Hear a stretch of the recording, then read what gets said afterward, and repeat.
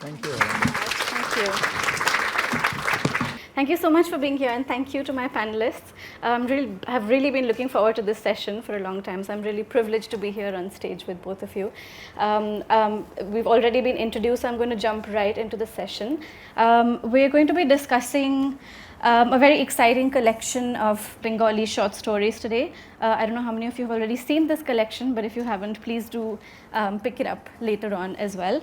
We're going to talk about sort of Bengali fiction, the imagination, Bengali imagination, translation, writing, and just many other things. So I'm going to sort of jump right in and first maybe start with you, Arunava, and just talk about, if you can talk to us about just how you went about selecting the stories for this beautiful collection. It's been beautifully curated and translated by you. It has stories across time and genres and writing styles and writing periods and so many things. So just to sort of get into how you went about collecting the stories for this, how did you choose? Even though you said there's no sort of logic really here, but just walk us through that process and we'll get into the Thank details. you. Thank you, Mohini. I've also learned to my alarm that there are about 65,000 books waiting to be translated. Better get on that. Yeah. So it's a very idiosyncratic personal collection. I'm not a scholar. I cannot claim to any method. All I can tell you is that there were some writers. It really began with writers rather than specific stories. And I just knew that there were some writers who had to be in there. And then it became the very difficult task of leaving some out, because the editor told me we can only do so many. Because the first list I gave him was almost twice the size. So that was really difficult, and I apologize deeply to the living and the departed among those who we had to leave out, and hope for volume 2.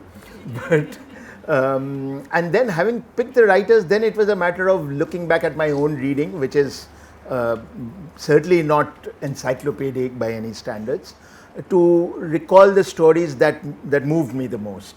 And I use the word moved advisedly, because I really wanted stories that had something very emotional at their core, that they were not just exercises in craft or cold logic and so on. Of course, it's very difficult for a Bengali to just exercise cold logic. But maybe a matter of degree more than anything else. But yes, so each of the stories I felt I wanted something at their core. And I reread some of the stories that I'd read over my now not inconsiderable years of my life. And I read some fresh ones as well. And that was how the final collection came to. There were some technical issues which led to a few stories being left out because we couldn't get the rights for them. Can I also ask, what number does this bring your translation publication record to? Because it's a very large number, and I just want to know. Right now, it's around 80. This is the third time it's being mentioned amazing. today. Oh, sorry. I missed that, so now we have to say it again. Okay, thank you so much. Tahmima, I'm going to ask you also your experience of reading this collection. Were there any writers that you were sort of already connected with? Did you discover someone new through this collection? What was your experience while reading this? Thank you so much, and thank you all so much for being here. It's wonderful to see new and familiar faces on this now sunny afternoon. I just want to make a point of clarification, because it was introduced as a book of short stories, Bengali short stories in English. They're only in English because they're in this book. They were all written in Bangla. Of course, yeah. And, one of the things that you said in your introduction, Arunava, is that the short story is the jewel in the crown of Bengali literature. And I was wondering if you could say something about that, because some people might argue with you and say that it's poetry. Why do you think it's the short story? I thought this anthology was beautiful. I think we should all have one. It feels like it should go next to a Gito Bitan or something in every Bengali's house. In fact, there are only 4 copies left in the bookshop, so you should run and get them or order one. And also, it feels very canonical, right? I mean, much as we hate to say it, being a penguin book of short stories means that you're actually saying, okay, this is the authoritative collection, although we know it's imperfect, and it's a matter of those stories that you read in this moment and were able to get. And that feels, like a really important and sort of weighty task. I think that some of my old favorites are in there. Draupadi by Mahashwata Devi. I also questioned you on your choice of which Rabindranath's story you chose. I would have chosen Shasti. You chose something else, and you could only really have one. But really, we have to start with him as the sort of canonical writer. So lots of interesting choices, and I think it's really a really towering accomplishment. So I commend you for bringing this into our homes. Thank you. I feel like I've been knighted or something. Well, you've been introduced twice. So. Yeah, there's a great, I'm going to digress straight away. There's a great line in one of novels written by Shankar, who is the author of Chorongi, where there is this man who is now a professional company director. And he used to be apparently a very formidable bureaucrat when the British ruled India. And he once, he said that he even held back a travel bill from Auchinleck, no less. And he said that they used to fear me very much, but they still gave me the knighthood, that's the greatness of the British. So, full of stories. The short story really, I think it's the best because there are so many of them. Everybody wrote. I mean, there may be more poems, but there were more published short stories than any other form from all over a part of what was then undivided India that spoke and wrote in Bangla, and then subsequently from Bangladesh and the Indian state of West Bengal. And because much of the writing in Bangla tends to respond to the here and now, the short story was a very natural form. The novels take time, novels take greater thought and more structure, but the short story is far more immediate in its response to things that are happening, and things were happening and continue to happen all the time in the Bengali speaking world. So writers have no choice but to immediately write in response to them. And also there was a very thriving culture of literary magazines and newspapers that published stories, with the result that you could be published quickly, people read them in enormous numbers. It was far easier to pick up to have copies of magazines delivered home and read during the afternoons and then on Sundays. So between this frenetic writing and equally frenetic reading, the short story just became the natural way in which writers became known to readers. Yeah. So much so that some writers, although they wrote novels eventually, were actually known only primarily for their short stories. Great example being Ashapurna Devi. Sounds like a really great moment to be a reader and a writer. Yeah. Getting stories delivered to your house. Yeah. I mean, wouldn't it be great if someone would come to your house every week and bring you some short stories? Yeah. Yeah. Yeah, it's sort of like the serialized version of like the TV shows that we watch now, but that's exactly what it was, like the wait, the anticipation of those stories and things. Tahmima made a very interesting point. Do you want to talk about it? The serializing? No, but it was your idea. I can't take it away. No, you say it. It was just a question which you answered. Yeah, so. But Tahmima's point was that a lot of the novels also were actually published in serialized form. And therefore, written serialized form. And also written in serialized form. It's not as though they were written and then published. So, like Dickens, the writers were working frantically to keep pace, and therefore, even many of these novels are actually, in a sense, serial short stories, because each episode had to be self-contained in its own way, had to have a beginning, a middle, and an end, because somebody could just pick it up randomly. You can't expect that they would have necessarily read what came after. So it had to be complete in its own right. So it's almost a natural form for many Bengali writers. You also talked about how this form in particular came in from the sort of British, from contact with the British, and it came in from there. So I also wanted to know a little more about that, and also of your translation of short stories as opposed to other genres, because you've done basically all genres by now. So just how different was that? Is there one particular genre that you find particularly challenging to translate, or if at all? Okay, so to answer your first question, I'm absolutely a pretender. I'm no scholar. I mean, it's just, you know that up until then, writing in India tended to be in verse or in dramatized form, and prose only came up much later, around the 19th century. And initially it was sketches and some non-fiction and satirical writing. But it was only when the British brought in their literature into the country, because when they came in, they set up the school system, and the capital was Calcutta, so that was where Bengal was, where it all began. And their education system enabled people to start reading in English, and they read the literature that the British brought in, and that's where the short story came into being. Yeah. So in Bengali, for example, and possibly other languages even later, it didn't come into being till about quite late in the 19th century. Yeah. And as for genre, the most challenging genre of translating for me is actually the sentence, because that's the level at which you translate. You're not worried about whether it's part of a short story or a paragraph or a novel. So it doesn't matter. The translation doesn't change because of the form of the work. Yeah, because you've done some poetry and rhymed poetry as well, and that's a Yes. different kind of challenge. That was a real challenge. Yeah. Rhymed poetry. Yeah. I also wanted to talk a little bit to both of you. I want to talk about these ideas of modernity that came in with these new forms also that were coming in, and how Bengali writing somehow has always been at the helm of, bringing in these ideas of modernity. If that's how you see it, I wanted to understand in both sort of the evolution of literature, say in West Bengal and in Bangladesh, how have those ideas kind of evolved through the short story, if you will, or other genres as well.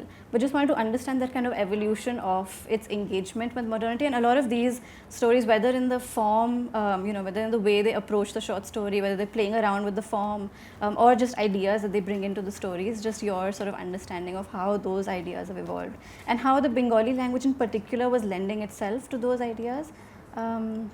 I mean, I don't know that I would call it modernity, but so many of the stories are about women, told from the perspective of women, and about the issues that preoccupied, that mainly concerned women, like widows, for instance, in the Rabindranath short story that you chose.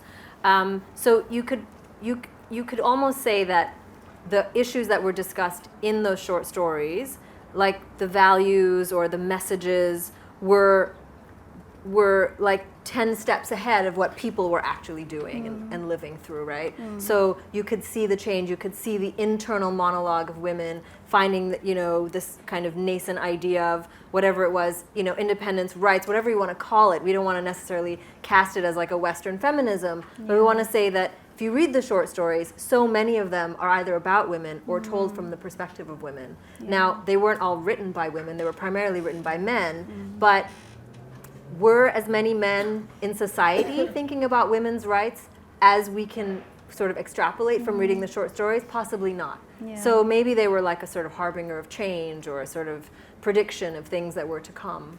Yeah, I think the Tagore story is particularly striking and very sort of hard-hitting in that sense. Yeah.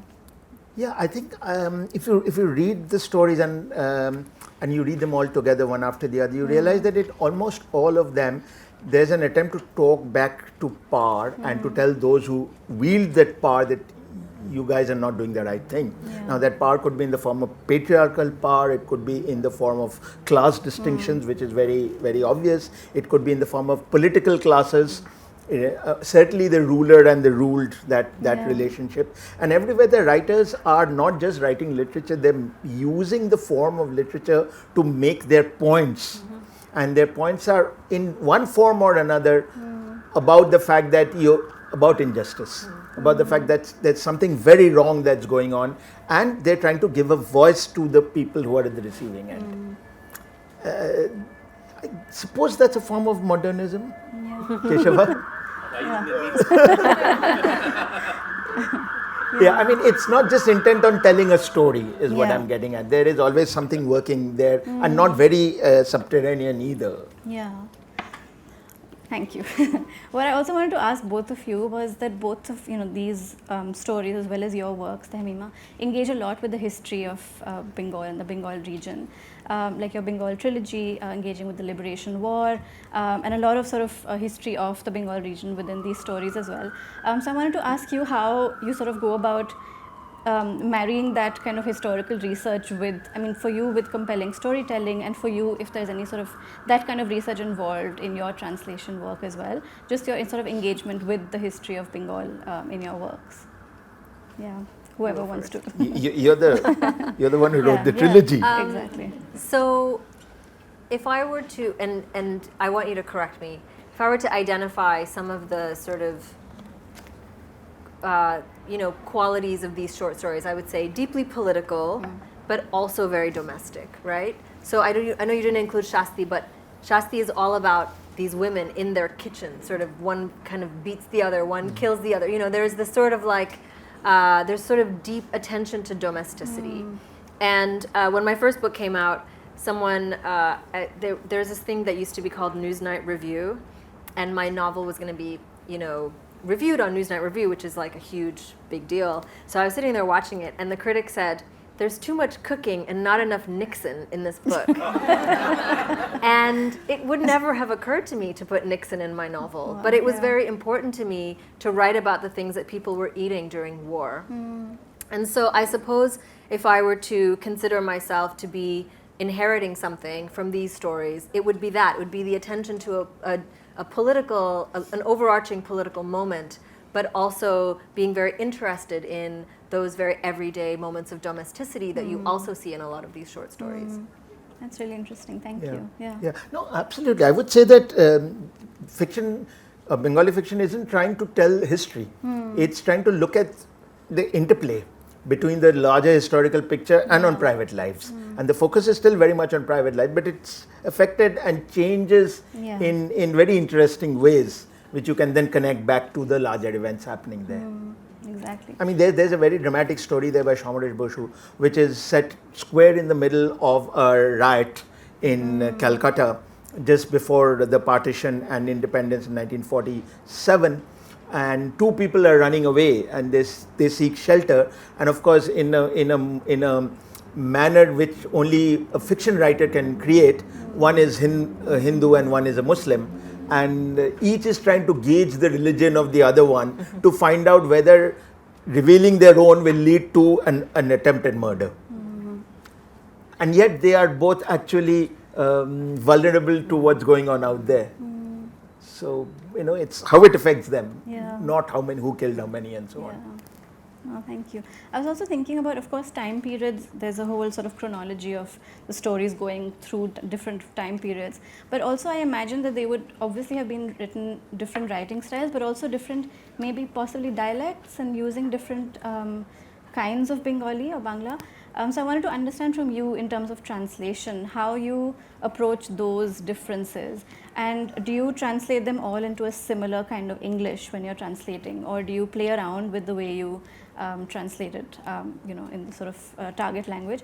Also, like especially Satyajit Ray's story, for instance, that I found really interesting. It's a diary entry which you're translating. There's some, incorrect spellings and things. So you play around with some of those things. I wanted to understand some of those decisions that you made as well, and how many of those differences that did you have to deal with in terms of either dialectical differences or So the differences in register are not just a matter of which flavor of the language is being used.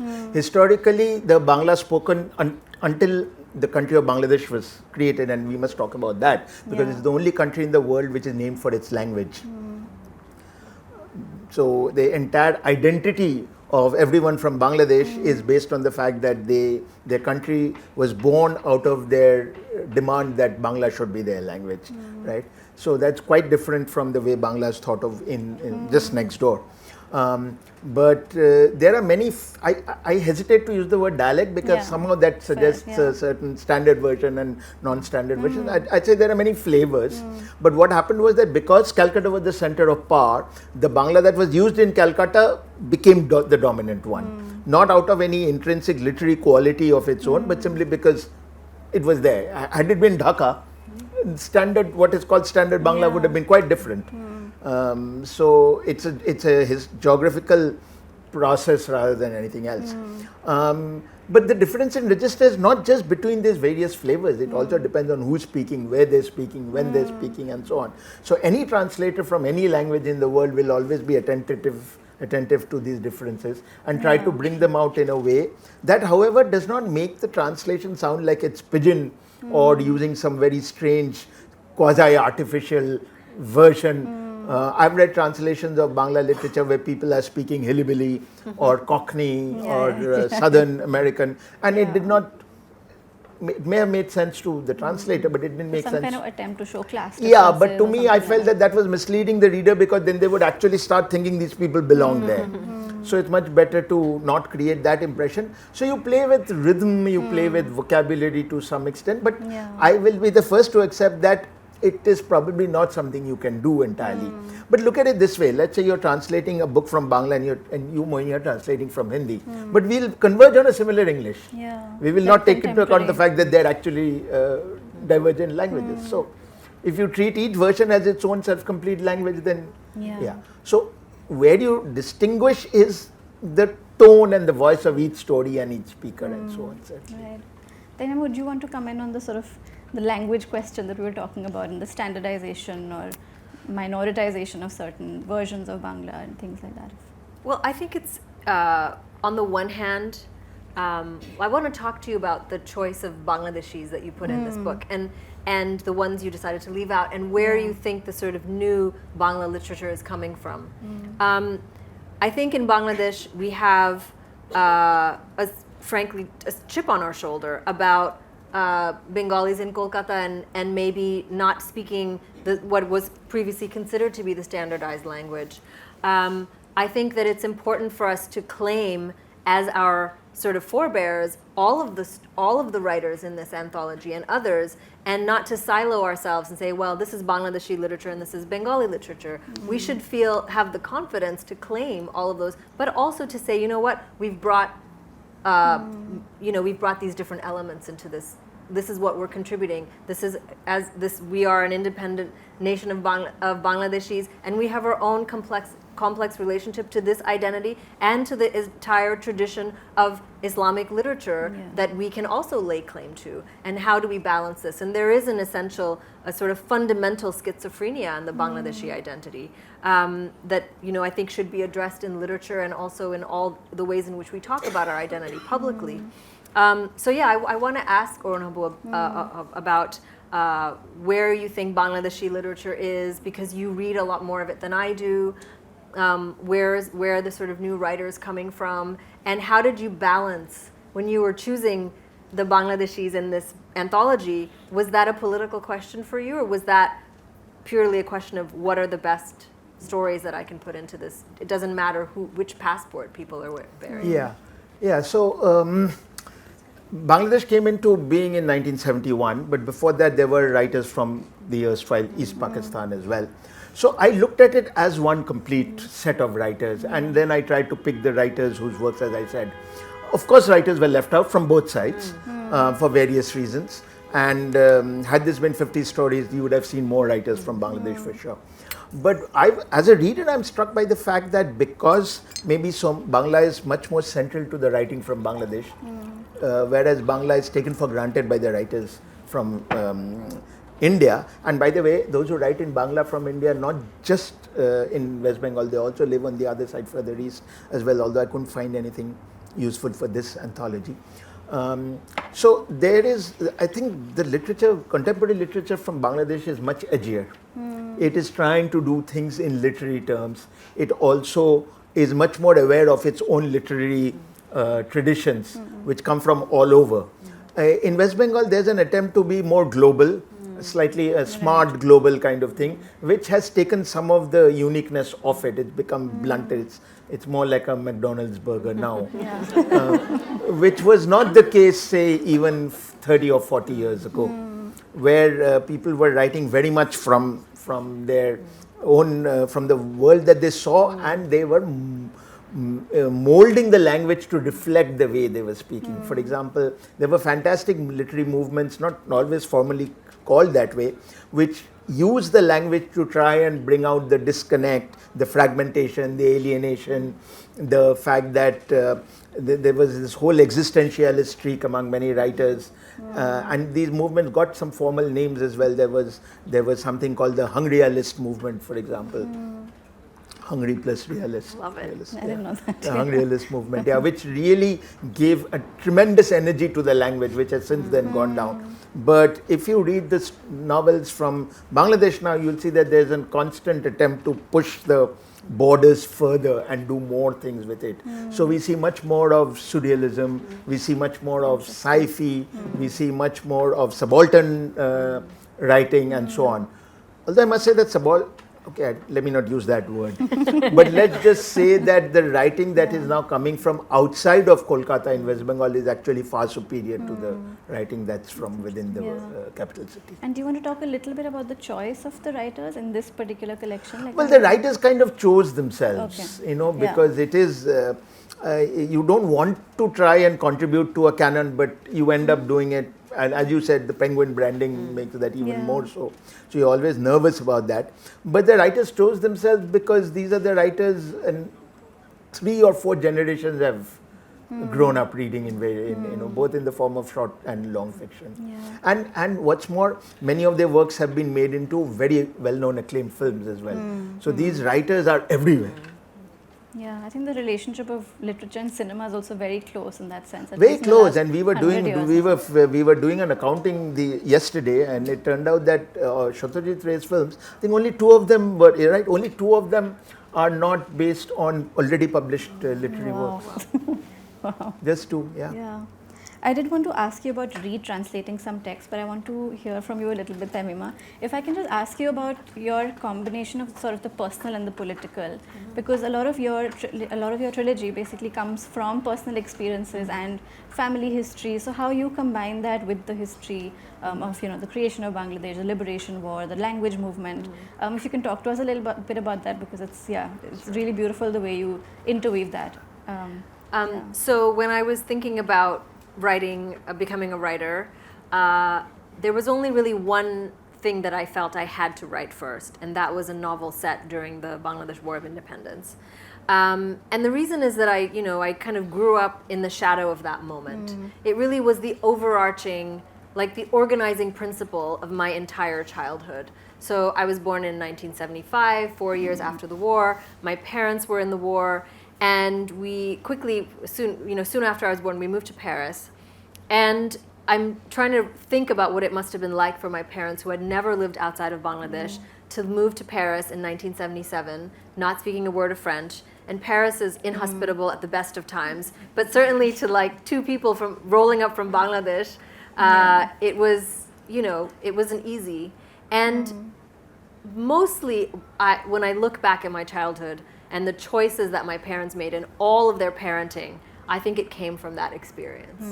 All of the choices they made, insisting on speaking to me in Bangla. Every Sunday we went to this, if any Bengali has ever lived in Paris, there's an institution called Soleido, which is a sort of Bengali cultural institution that's set up, and all the children of Bengali parents go there to sing Rabindra Sangeet and dance. And it's like you just have to do it, right? And it was really interesting to me when we moved to Thailand a few years later. There was a woman who was teaching the Quran to all the Bangladeshi expat children. And she didn't come to our house. And that was also a choice that came from the war. Because my parents were, deeply invested in the idea of a secular Bangladesh, especially my father. And it was kind of a big deal that she didn't come to our house. She went to everyone else's house.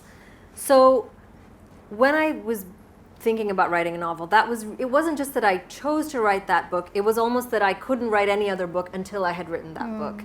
But that also obviously brings its complexities, because when you are inheriting such a deeply important and significant moment of history, that feels, I can, when I read it back now, because I wrote it almost 20 years ago, I feel the burden of history in those pages.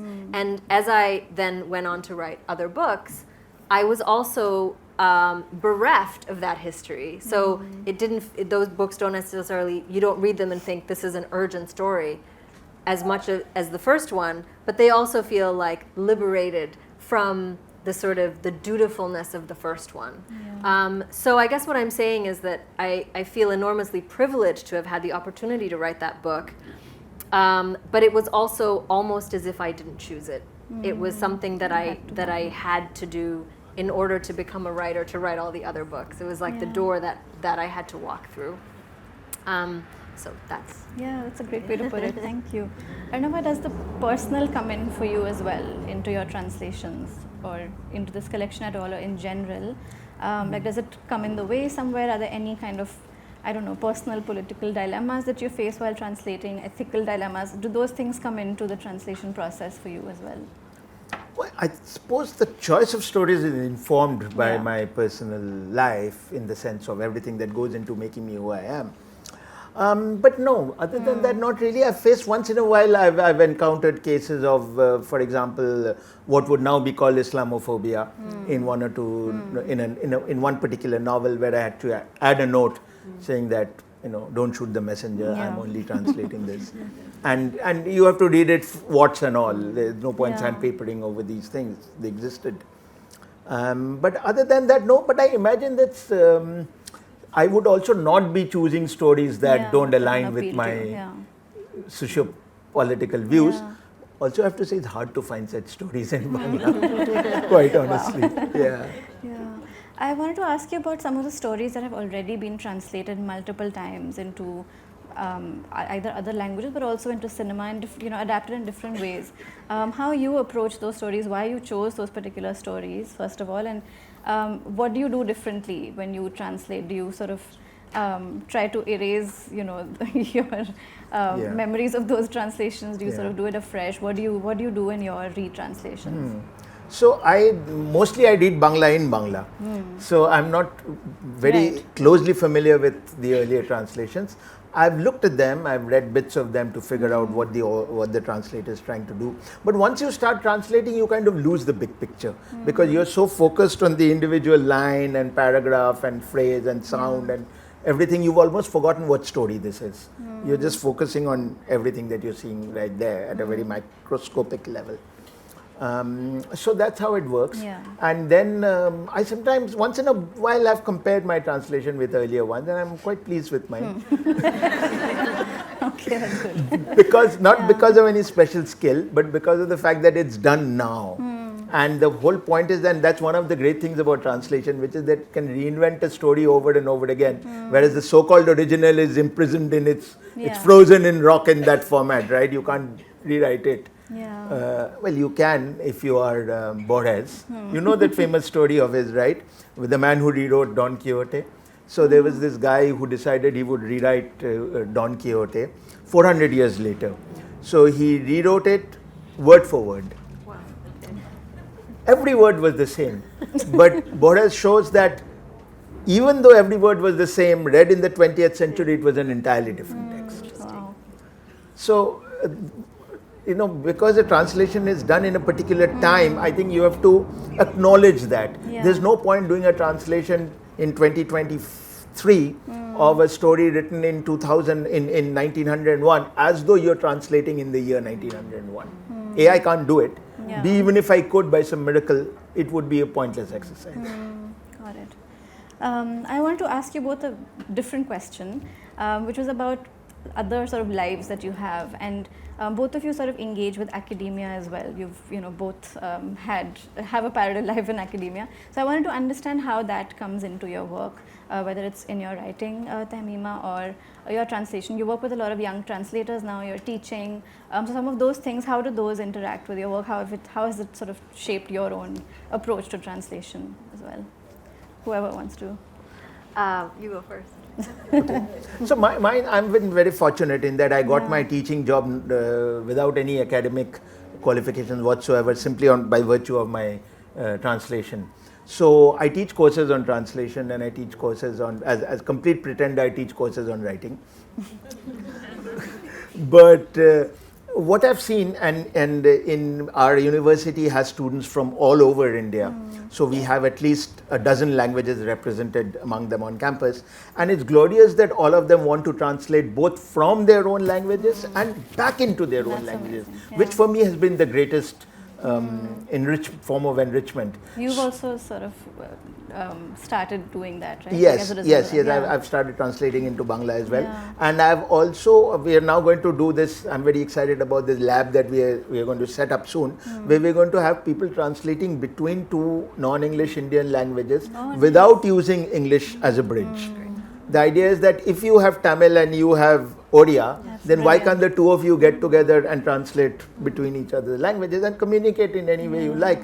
A person who once translated a Sinhalese story from a novel from Urdu told us this great experience where he shared a room in a university with the Sinhalese writer, and he said that the Sinhalese, and he had no Sinhalese and the Sinhalese had no Urdu, And so the Sinhalese writer actually enacted much of this story for him. Oh, wow. He actually enacted it, and then he wrote it accordingly. So Yeah, it's shocking how little that interaction happens, right, across Indian languages without. yes, it's without terrible. the use of In the 1970s, there was this idea of a third language in school in India, which immediately became the object of contempt for everybody.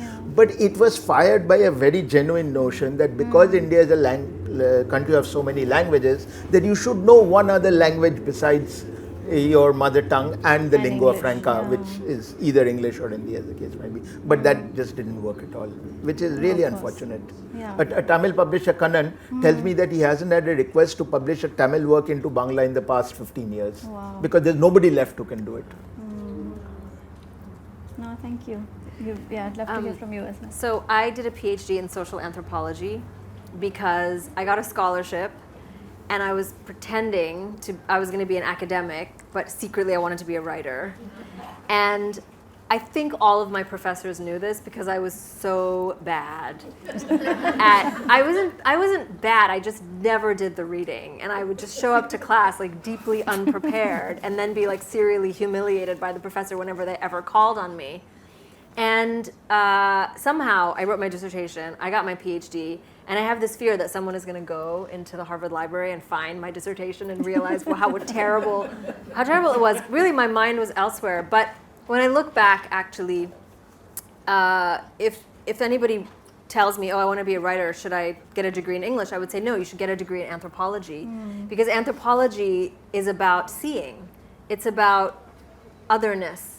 It's about placing yourself in, trying to see yourself as an other. And the complicated relationships of identity that we all face. And I don't know a single writer who stands in the middle of their identity. They all stand on the edges of it. That is the number one kind of quality of a writer, is that they feel uncomfortable in the place where they were born, or they feel uncomfortable with the person who they're supposed to be. So there may be 5 siblings in a family, and the one who is like deeply uncomfortable from the minute they come out is the one that's going to be a writer. Not the other 4 who are like having a great life. It's the one who's sort of like, what am I doing here? And so I would say, you should do a degree in anthropology because all of the books that you read are about otherness. And it's really finding the other in yourself that makes you a writer. So I was really grateful that I got to stumbled into that, but I was never going to be an academic. And after I finished my degree, I gave myself 1 year, and I thought, okay, I'll apply for teaching jobs in anthro if I don't get a publisher for my book, and thankfully I did. Otherwise, I would have had to sort of like impose my terrible anthropology onto generations after me, and I haven't done that. So I think good for them. Thank heavens you didn't get that job, Dr. Anam. No, thank you. I need that inspiration also. I'm trying to write up my thesis and submit very soon. So it's good to know that. Yeah, it's good to know that. Thank you. I know that we do have to keep some time for questions as well. Okay. Let's do it. Yes. Do we have time for a few more? 15 minutes to go. Let's ask questions. Let's get questions. Okay. Yeah, it'd be really good to hear from the Yeah, audience. let's do that. I want. Okay, if there's time left over, I'll ask my remaining questions. But yeah, let's get some questions. Yeah. Do you want me to start it out? Yeah. Is there a mic or?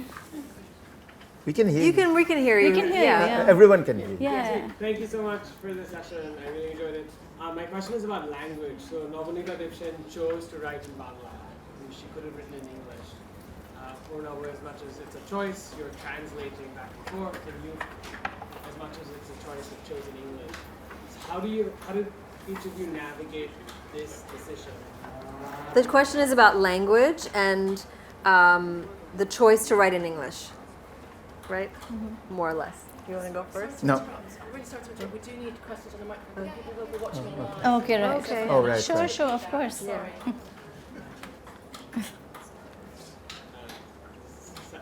Is it on? It's on? Yeah. Okay, sweet. So this session's all about repetition. Okay. My question is about language. So Nobunita Dipshen famously chose to write in Bangla because she did not want to take on the language of the colonizer. Arunava translates back and forth. Tahmima, you've chosen quote unquote English. So I'm just curious to know how you navigate that decision. So in Bangladesh, we have the world's biggest book fair. Over the course of an entire month that is attended by millions of people. It's called Ekushe Boi Mela. And I went to the book fair and I was hanging out and this young woman came up to me and she said, "Are you Tahmima Anam?" And I was like, "Ooh, a fan." Great. I said, "Yes." And she said, "Aren't you ashamed? You write in English. What would your grandfather say?"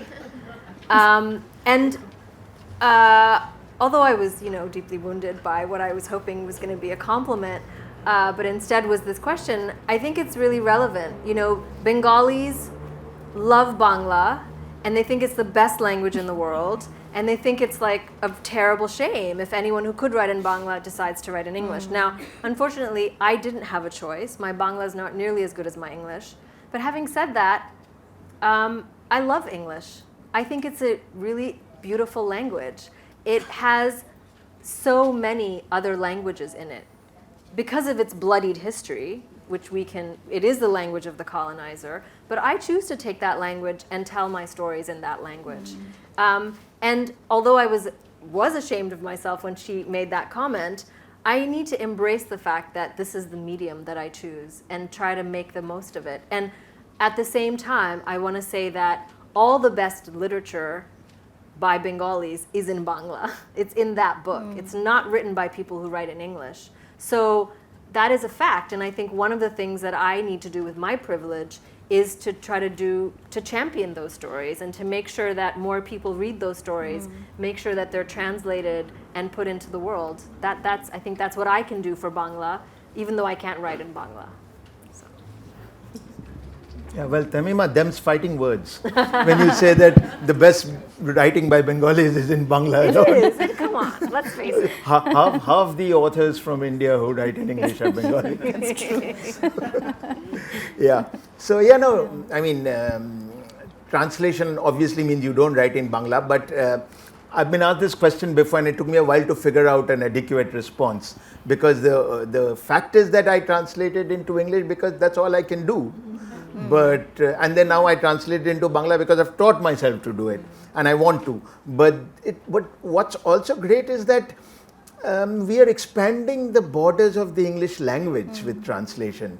And so I think that's the best thing you can do. Even if you want to say that this is the colonizer's language, then the right thing to do is not to destroy it, but to change it. But to change it by forcing other literatures and other languages into it. So even morally, I'm on sound ground. Thank you, and thank you for that question. Thank you so much. It's been a very wonderful session. And my question is to Arunava. So my question is about something called the lost in translation concept. So what was the biggest thing that you lost into translation in this while compiling the short story, and how did you cope with it? Because Bangla is full of words which aren't translatable as well. So yeah. So, using the word lost implies that there's a drop in value. I would say that we have to stop wringing our hands about the fact that there are some words in language A that you cannot translate into language B in exact terms. And it's any two languages anywhere in the world, right?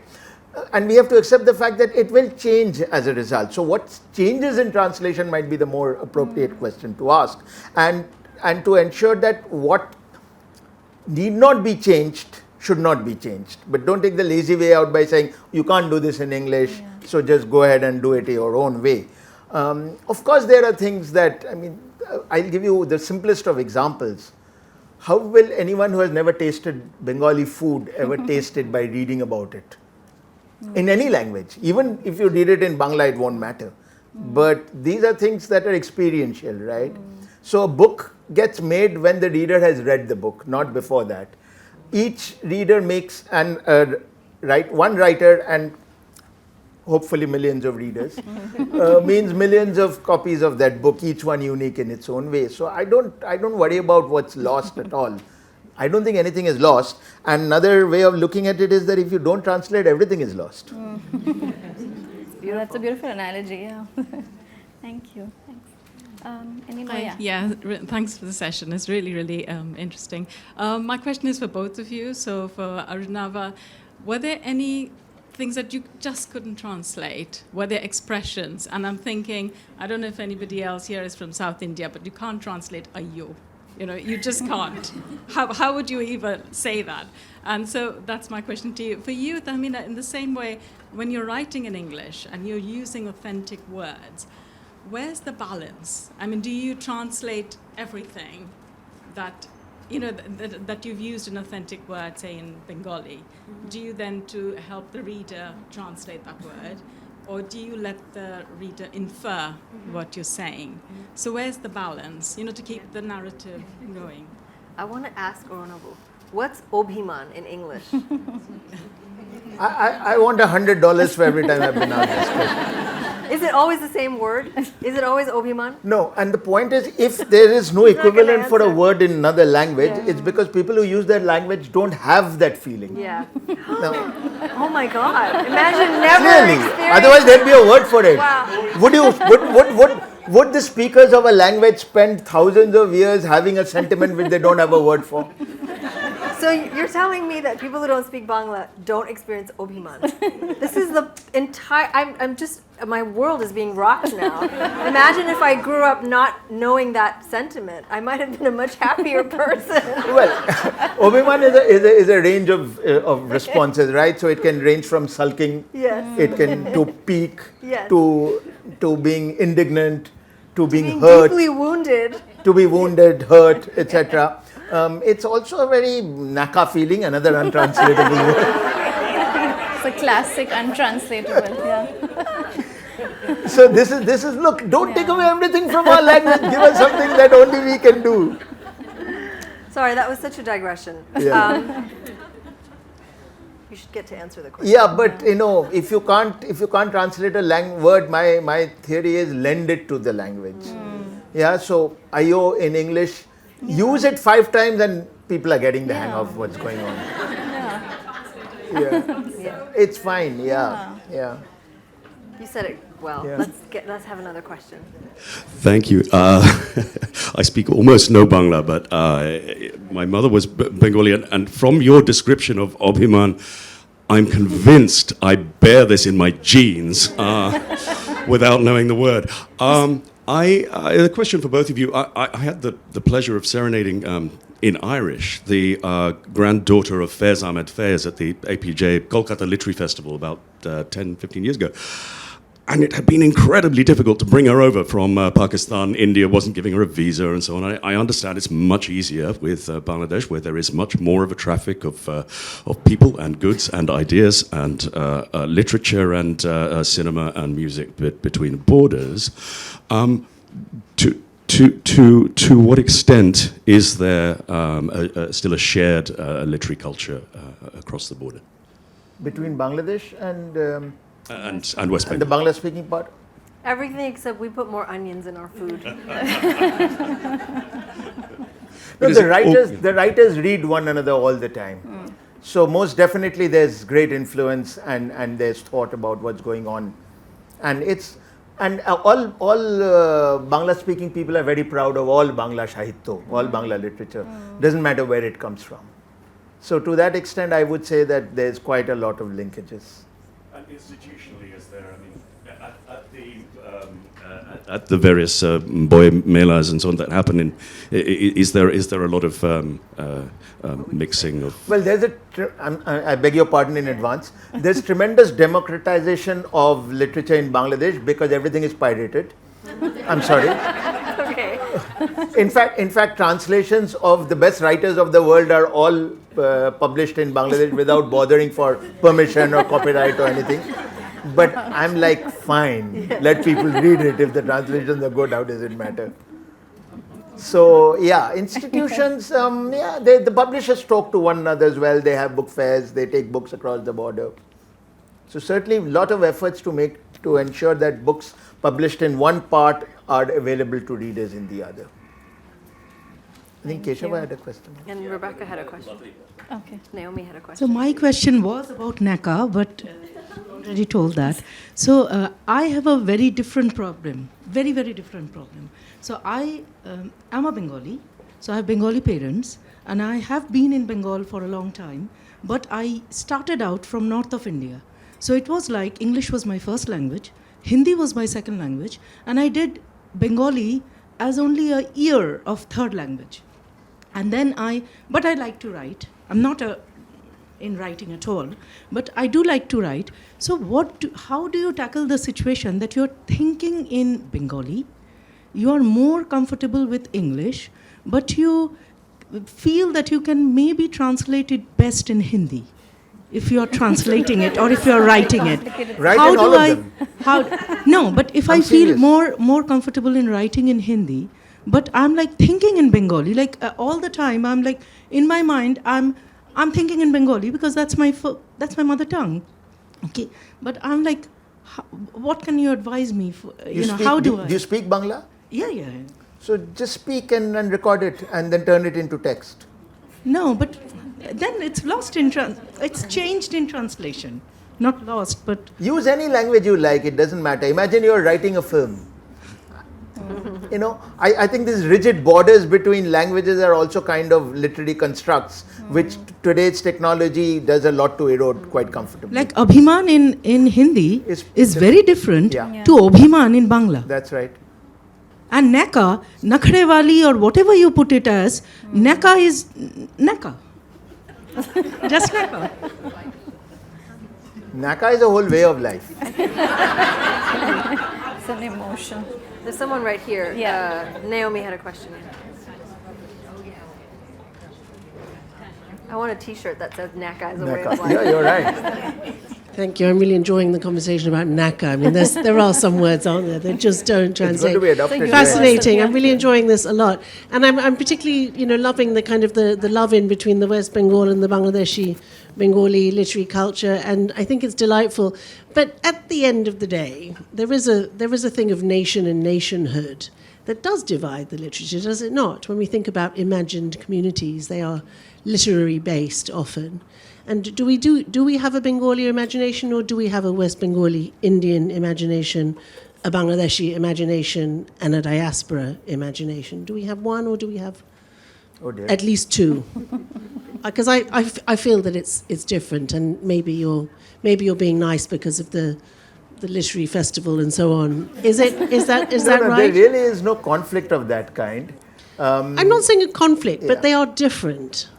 I'm sure they are, to the extent that in Bangladesh, I do believe that in Bangladesh, certainly the idea of nationhood informs the literature for reasons I mentioned, which is that the country itself arose out of its passion for the language.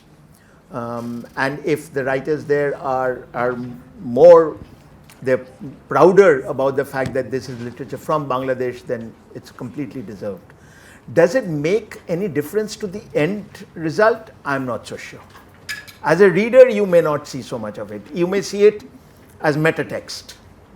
But I think the point is that we will hope to see the real things that are happening along that border reflected in literature, because it's not a porous, beautifully kind of harmonious border, right? There's a lot of painful migration in the border. There is a lot of actual trafficking. When you use that word trafficking, I thought, well, there's actual trafficking. There's a story about illegal Bangladeshis in India. This whole idea of what is citizenship, a lot of it comes from that border, right? Questioning who is a real Indian, because there's this idea of this imagined hordes of Bangladeshis crossing the border. So that is real, and it's important to acknowledge that.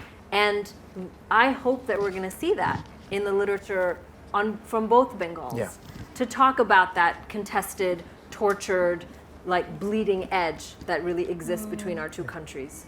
Yeah, we've seen some of it in a way in Tahmima Anam Sure. writing, for example. I think that's a really Are we done? poignant We're out note of to time. end on, and we do have to wrap up, but I hope that we'll get a chance to maybe interact and ask some questions later on. But thank you so much, all of you, for being here for the last session of the day. Thank you. Thank you. Please do get your Thanks, copies. Tahmima. Thank you. And Thank you, congratulations, Arunava, once Thank again. you.